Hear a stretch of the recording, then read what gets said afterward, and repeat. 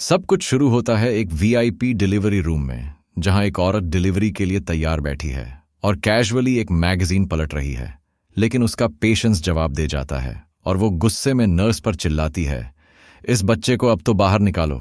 वो भी मैगजीन पढ़ते पढ़ते ही अचानक एक बच्चे के रोने की आवाज पूरे रूम में गूंजती है और एक स्टाफ मेंबर दौड़कर ग्रैंडफादर को बधाई देता है। फिर सब लोग मिस ल्यू को कंग्रेचुलेट करते हैं और वो अपने गेस्ट्स का शुक्रिया अदा करते हैं। फिर वो एक मेड से पूछते हैं कि शिक्विन कहाँ है। मेड बताती है कि यंग मास्टर को अर्थ पर कुछ काम था। लड़के का दादा अपने बेटे की गैर मौजूदगी से नाराज होता है और उसे पूरी तरह निकम्मा कहता है। तभी डिलीवरी रूम के अंदर से एक अजीब चीख सुनाई देती है, जिससे बाहर खड़े सब लोग डर जाते हैं।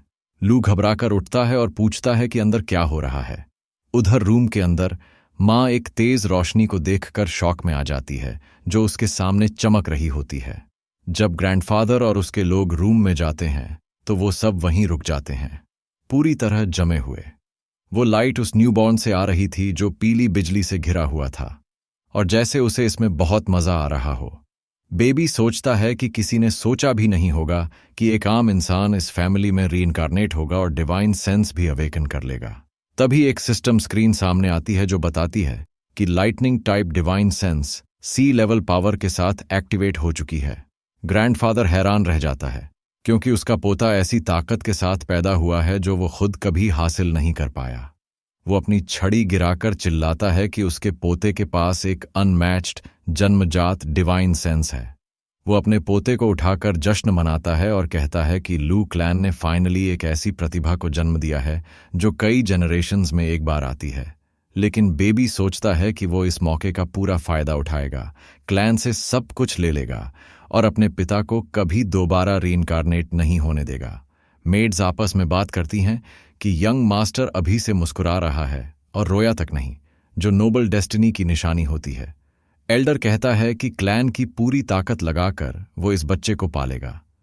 नवजात, जो हमारा प्रोटैगनिस्ट है, सोचता है कि पिछले 6 महीने जब से उसे उस नीच इंसान ने मारा था, किसी ड्रीम जैसे लगे। रीइंकारनेट होने के 1 महीने बाद उसकी माँ ने एक स्पेशल टॉनिक पिया था जो एक मेड ने दिया था। जैसे ही उसने वो टॉनिक पी, उसके पूरे शरीर में गोल्डन लाइट चमकने लगी। प्रोटैगनिस्ट को एक्सेलरेटेड ग्रोथ एबिलिटी मिली और वो एक एम्ब्रियो होते हुए भी डी लेवल तक पहुंच गया। वो सोचता है कि आम लोग कभी क्लैंस की ताकत को मैच नहीं कर सकते, और वो ऑलरेडी उस लेवल तक पहुंच चुका है जिसके लिए लोग जान तक दांव पर लगा देते हैं। लेकिन एमसी सोचता है कि ये एबिलिटी कैसी है, क्योंकि एक्सेलरेटेड ग्रोथ का कोई भी रिकॉर्ड मौजूद नहीं है।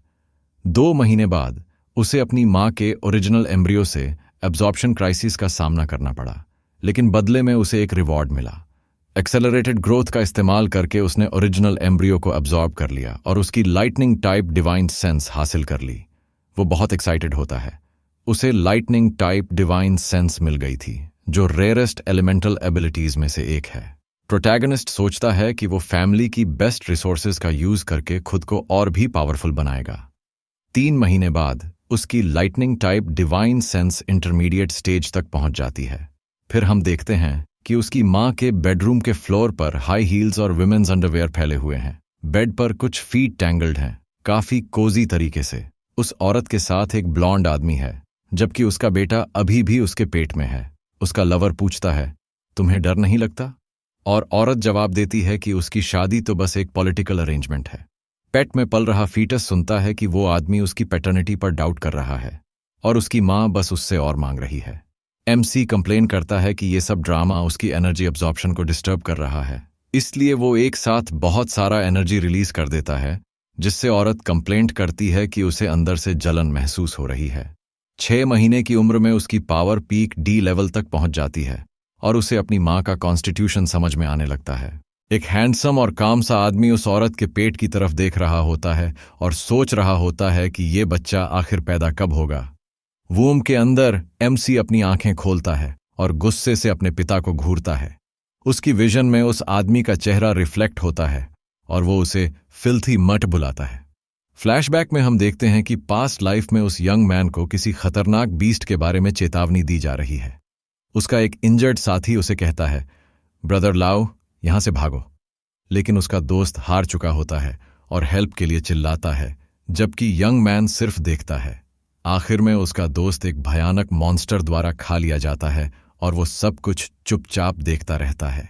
एक ईविल स्माइल के साथ वो गद्दार अपने लोगों को कहता है कि बीस्ट को फीड करो ताकि स्पिरिट कोर बने। वो आदमी मॉकिंगली हंसता है और देखता है कि उसका शिकार कैसे हार रहा है। तभी यंग मैन देखता है कि एक जायंट स्पाइक उसकी तरफ आ रहा है, उसे मारने के लिए। उसका पुराना साथी एक ह्यूज टहनी से उसे छेद देता है और हवा में उठा लेता है, बिना किसी दया के। प्रोटैगोनिस्ट अपने सीने में लगे घाव को देखता है। वो हैरान है इस गहरे धोखे से। वो गद्दार जोर जोर से हंसता है और मजाक बनाता है, कहता है, ये होता है जब कोई खुद को ज्यादा समझता है। जब उसे दूर फेंका जाता है तो वो चिल्लाता है कि उसे बस ट्रैप किया गया था ताकि उन मॉन्स्टर्स को फीड किया जा सके। मरते वक्त उसकी एक ही चिंता होती है, उसकी छोटी बहनों का क्या होगा। उसे याद आता है जब उसने अपनी एक बहन को गुड बाय कहा था और वादा किया था कि वो जल्दी वापस आएगा। फिर वो एक हथियार उठाकर मिशन पर निकलता है और दरवाजा बंद हो जाता है। 3 छोटी लड़कियां अकेली रह जाती हैं, अपने भाई के लौटने का इंतजार करते हुए। विंडो से चांद को देखते हुए लड़कियां सोचती हैं, भैया कब लौटेगा। वापस वूम में फीटस गुस्से से भर जाता है और उस इंसान से बदला लेने की कसम खाता है जिसने उसे उसकी बहनों से अलग किया। अपनी पावर से फीटस अपने पिता को पंच करने की तैयारी करता है और फिर वो छोटा बच्चा एक सॉलिड पंच मारता है गद्दार के चेहरे पर, उसे पूरी तरह सरप्राइज कर देता है। उस पंच की इम्पैक्ट से वो आदमी दूर जा गिरता है और मां शॉक में है कि पेट में ऐसा जोर का किक कैसा लगा। लड़के का पिता दर्द से जमीन पर गिर जाता है, उसे समझ ही नहीं आता कि अभी क्या हुआ। औरत कंप्लेन करती है कि यह बच्चा तो पैदा होने से पहले ही ड्रामा कर रहा है। ग्रैंडफादर फिर नर्स को कहता है कि जाकर देखो अंदर क्या चल रहा है। स्टाफ मेंबर बताती है कि यंग मास्टर की टैलेंट एक्स्ट्रॉर्डिनरी है, इसलिए उसका डेवलपमेंट बहुत तेज है। फिर वो हैरानी से बताती है कि बच्चा अभी पैदा होने वाला है और मां लेबर में जा रही है। लड़का सोचता है कि रीइंकारनेट होने से पहले उसकी लिमिट पीक डीडी लेवल थी और अब वो ब्रेक थ्रू के बिल्कुल करीब है। पेन में मां जोर से चिल्लाती है, बेस्ट डिलीवरी टीम को जल्दी बुलाओ। जब उसकी उम्र 1 महीना हुई, लू फैमिली ने एक ग्रैंड सेलिब्रेशन बैंकेट रखा। साउथ स्याओ की कई इंपॉर्टेंट फैमिलीज वहां आईं, न्यूबॉर्न को गिफ्ट्स देने और उसे सेलिब्रेट करने। पार्टी के दौरान दादाजी एक वायलिन परफॉर्मेंस देख रहे थे। उनके साइड में एक मेड थी। उधर 1 महीने का हमारा प्रोटैगोनिस्ट एक मेड की गोद में शांति से आराम कर रहा था। एक गेस्ट ने मास्टर लियो को पोता होने की बधाई दी, लेकिन वो बूढ़ा शख्स खोया हुआ सा दिखा। फिर एक गेस्ट ने उस बच्चे के पिता को बधाई दी, लेकिन बच्चा उस आदमी को घूरता रहा जिसने पिछली जिंदगी में उसे गिराया था। उसे देखकर बच्चे को गुस्सा आ गया, वही दुश्मन जिसने उसे उसकी बहनों से अलग किया था। तभी वो बदला लेने की कसम खा लेता है। अपनी यादों में उसे याद आता है कि उसकी छोटी बहनें एक जायंट बर्थडे केक को लेकर कितनी एक्साइटेड थीं। अपनी पिछली जिंदगी में वो फोन पर ब्रदर चेन से बात कर रहा था, जो मिशन पर देर होने की शिकायत कर रहा था। वो माफी मांगता है और वो धोखेबाज सोचता है कि उसने उसे सिर्फ इसलिए हायर किया क्योंकि उसे पैसे की जरूरत थी। वो आदमी उसे दिमाग इस्तेमाल करने की सलाह देता है और वो लड़का उसे इस जॉब का शुक्रिया कहता है। उसकी बहनें बेसब्री से उस टेबल पर रखे छोटे से केक का इंतजार कर रही थीं। बड़ा भाई उनमें से एक को गुड बाय बोलता है, कहता है कि उसके पास एक जॉब है लेकिन वो जल्दी वापस आएगा। फिर वो बैग में रखे अपने हथियार को निकालता है और घर से निकलने की तैयारी करता है। जैसे ही दरवाजा बंद होता है, तीनों छोटी बहनें अकेली रह जाती हैं, भाई का इंतजार करती हुई। खिड़की से चांद को देखती है, ये सोचते हुए कि उनका प्यारा भाई कब वापस आएगा।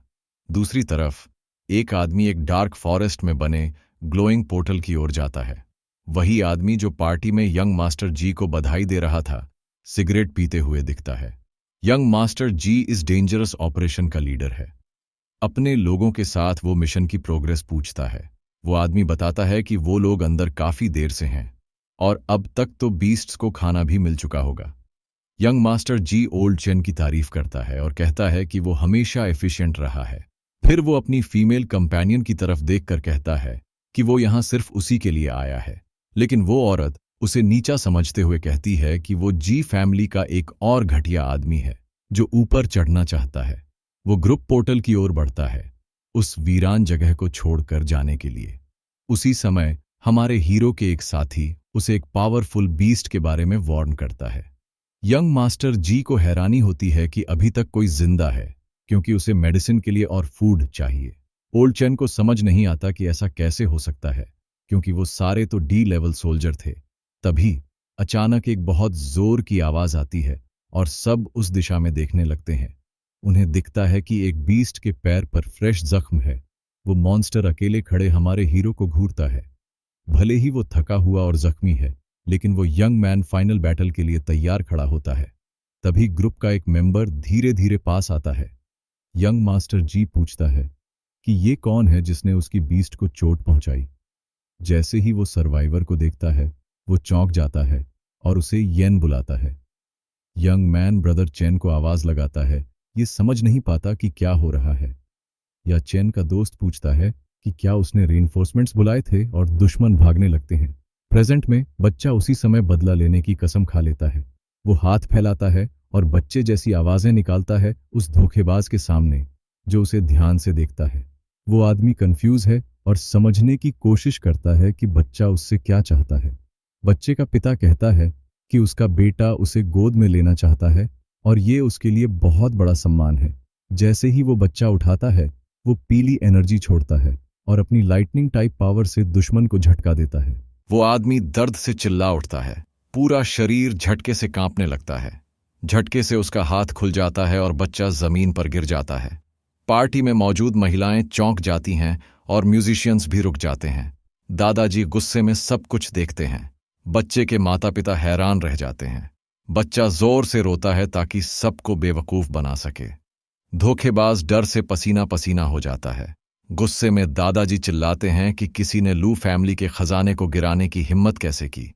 वो आदमी नीचे गिर जाता है, कहता है कि उसने नहीं किया, बच्चा खुद गिरा।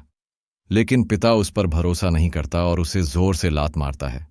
वो आदमी जमीन पर जा गिरता है, फिर गिड़गिड़ाता है कि उसने कुछ नहीं किया और अपने खजाने ऑफर करता है ताकि बच्चा ठीक हो जाए। पिता मजे से मुस्कुराता है और फिर कहता है उसे बाहर घसीट के ले जाओ और पिटाई करो। मेड बच्चे को उठाती है और वो शातिर स्माइल करता है। दुश्मन चौंकता है, समझ नहीं आता कि क्या हुआ। बच्चा और जोर से रोता है ताकि ड्रामा परफेक्ट लगे। दादाजी मेड से कहते हैं कि बच्चे को अंदर ले जाओ और देखो कि वो ठीक है या नहीं। फिर वो अपने बेटे को डांटते हैं कि इतनी बड़ी फैमिली में ऐसे बेकार आदमी की कोई जरूरत नहीं। पिता गुस्से में गिलास तोड़ देता है।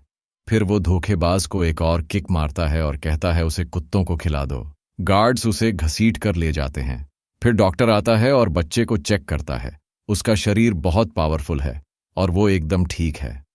दादाजी खुश होते हैं कि उनका पोता बिल्कुल हेल्दी है, लेकिन बच्चे के लिए सबसे जरूरी है अपनी तीनों बहनों को ढूंढना जो वो पिछली जिंदगी में छोड़ आया था। वो जल्दी बड़ा होना चाहता है ताकि वो उस औरत की एसेंस ले सके। बच्चा दूध के लिए रोता है और दादाजी बहू को बुलाते हैं उसे फिर से दूध पिलाने के लिए। माँ थकी हुई होती है, कहती है उसने अभी अभी दूध पिलाया है। फैमिली हेड कहता है कि बेटे और फैमिली के फ्यूचर के लिए उसे मेहनत करनी ही होगी। वो मजबूरी में फिर से दूध पिलाती है। बच्चा फिर से रोता है और पीने लगता है। माँ कहती है कि ये बच्चा पिछले जन्म का बदला ले रहा है शायद। 3 महीने बाद बच्चा रेंगने लगता है और उसका पावर सी लेवल तक पहुंच गया होता है। पिछली जिंदगी में उसे डी से सी लेवल तक जाने में 1 साल लगा था, लेकिन अब उसने सिर्फ दूध पीकर 3 महीने में ये कर दिखाया।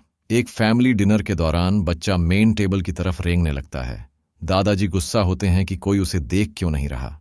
मेड माफी मांगती है, कहती है कि बच्चा बहुत तेज रेंगता है। पिता मजाक करता है कि उसे फिर दूध चाहिए शायद। माँ थकी हुई सी बोलती है कि 3 महीने से उसकी छाती पर बैठा है, लेकिन बच्चा सोचता है टाइम वेस्ट नहीं कर सकता, मुझे और स्ट्रांग बनना है। तभी बच्चा पहली बार खुद से खड़ा हो जाता है। सब शॉक्ड रह जाते हैं। फिर वो माँ की तरफ चलता है और कूद के उसके ऊपर चढ़ जाता है। माँ चिल्लाती है कि मुझे शांति से खाना तो खाने दो। सब हैरान होते हैं और बटलर कहता है कि ये बच्चा स्पेशल बॉडी के साथ पैदा हुआ है।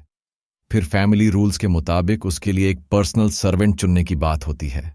उसे माँ की गोद में उठाकर एक एरिना में ले जाया जाता है। वहां 2 लड़कियां होती हैं, एक वाइट हेयर वाली डिफेंसिव पोज में और दूसरी ब्लॉन्ड लड़की उस पर अटैक करने के लिए दौड़ती है। बच्चा चौंक जाता है। ये यहाँ क्या कर रही है? वो अपनी पावर से बिजली छोड़ता है और वो ब्लॉन्ड लड़की दूर गिर जाती है। लड़की बिना कुछ सोचे रोटी उठाती है और भूख से पागलों की तरह सेल के बीचों बीच खाने लगती है। माँ के बाल खड़े हो जाते हैं। प्रोटैगनिस्ट घबरा जाता है। उसे डर लगता है कि कहीं किसी को शक न हो गया हो। दादाजी हंसते हैं और कहते हैं कि उनका पोता अपने बाप से भी ज्यादा जोशीला है। लड़का सोचता है कि बच्चा होना भी एक फायदेमंद चीज है, क्योंकि बड़े लोग हमेशा उसके लिए कोई न कोई बहाना बना ही देते हैं। फिर बुजुर्ग फैसला करते हैं कि वो छोटी लड़की अब नौकरानी बनेगी और उसे नहलाकर तहजीब सिखाई जाएगी। लड़की अब भी बहुत जोरों से खा रही है। उसे आसपास कुछ भी फर्क नहीं पड़ रहा। पालने में पड़ा बच्चा बहुत खुश है और मुस्कुराते हुए अपनी नई नौकरानी को बुलाता है। वहीं बटलर समझाता है कि वो एक डेथ सर्वेंट है और अब उसे यंग मास्टर की रक्षा करनी होगी। सफेद बालों वाली लड़की बस सिर हिला देती है, जैसे अपनी नई किस्मत को स्वीकार कर रही हो। वो ये भी बताता है कि अब उसे मास्टर के साथ रहकर मार्शल आर्ट्स की ट्रेनिंग लेनी होगी जब मास्टर सो रहे होंगे। इसके बाद वो छोटी नौकरानी बच्चे के कमरे में जाती है अपनी नई नौकरी शुरू करने के लिए। जैसे ही वो पहुंचती है, बच्चा उसे देखकर बहुत खुश होकर खुद की ओर इशारा करता है, लेकिन लड़की एक चाकू निकाल लेती है और उसका चेहरा नफरत और बदले से भर जाता है। बच्चा घबरा जाता है और कुछ बोलने की कोशिश करता है, लेकिन वो बोल नहीं सकता क्योंकि उसकी आवाज की नसें अभी नहीं बनी हैं।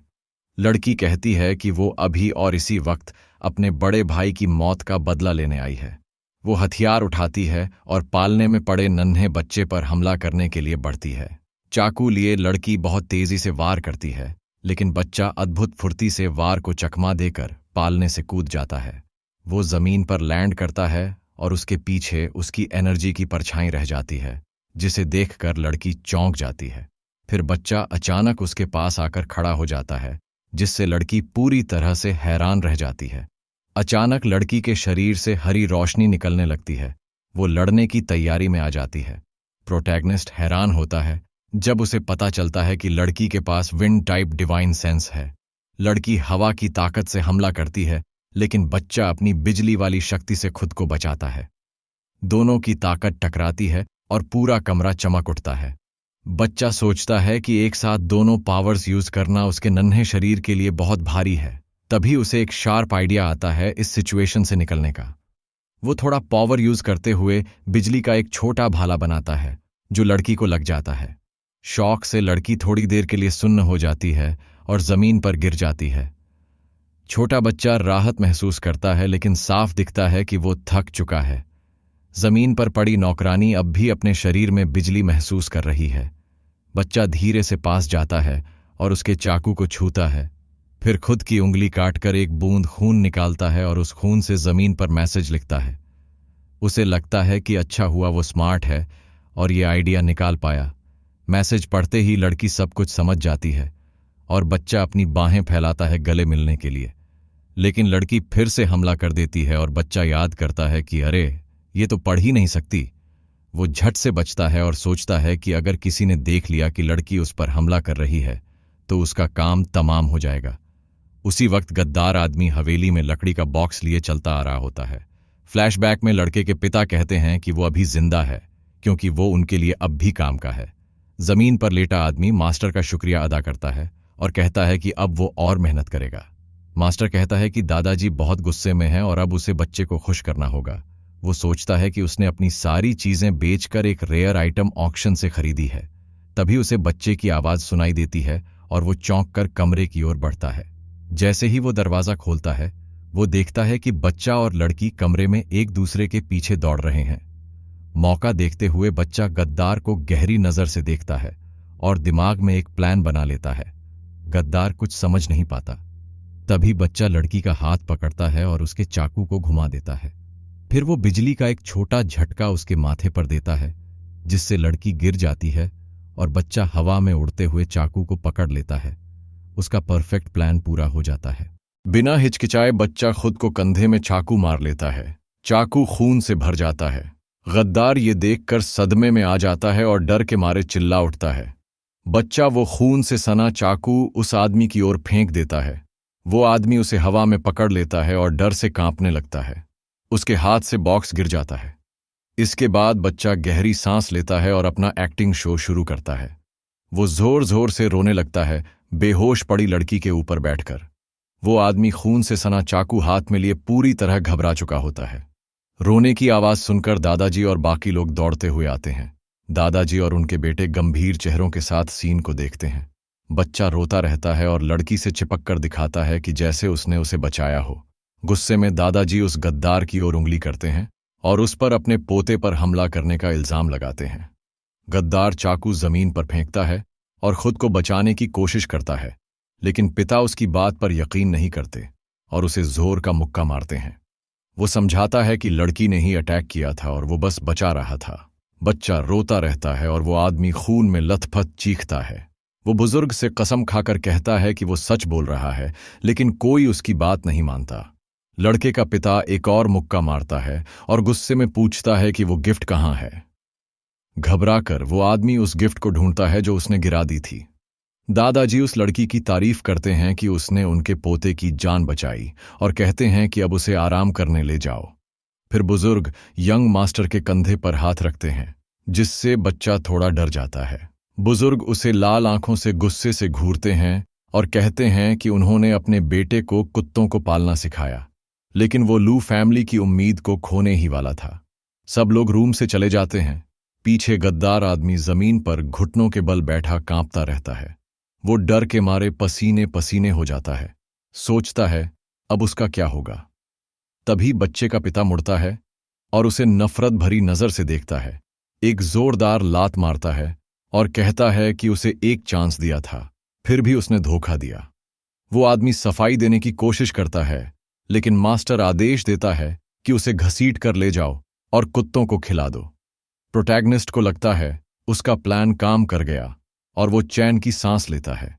कंधे पर घाव के साथ वो बच्चा बेहोश लड़की की ओर देखता है, परेशान होकर।